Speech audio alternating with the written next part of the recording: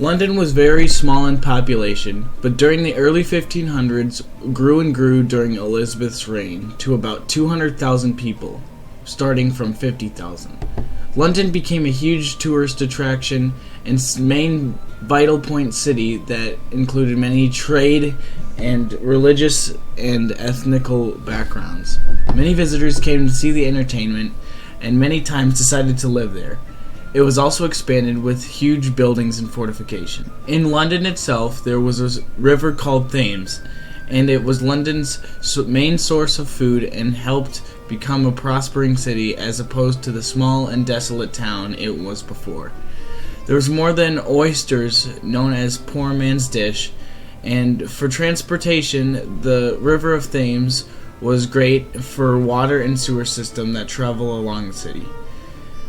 Oftentimes, the river would flood and cause many buildings to be built down and then rebuilt, including the Globe Theatre.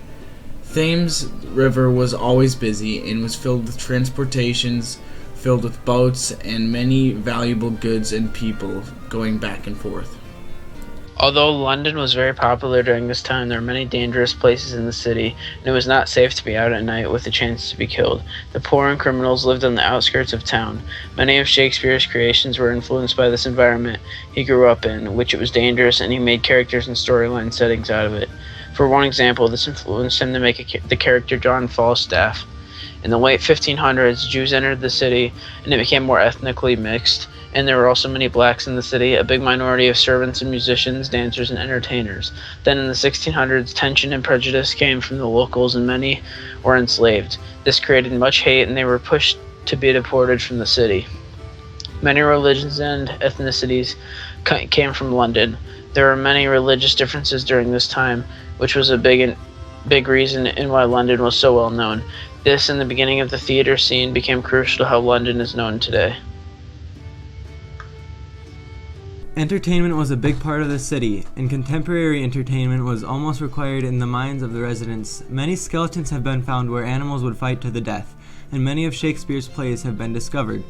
As you can see, many of Shakespeare's works were influenced by the environment and the society he lived in. With many changes from now and then, we can see how both the industry of art and music has changed along with many works that Shakespeare has produced. The Shakespeare legacy is great in London, and all of the people who lived there loved his plays. There are many memorials and remembrances of him in London today, but most importantly, his works still live on today in the US and across the world, with both men and women of all ages reminiscing on his work. Works cited.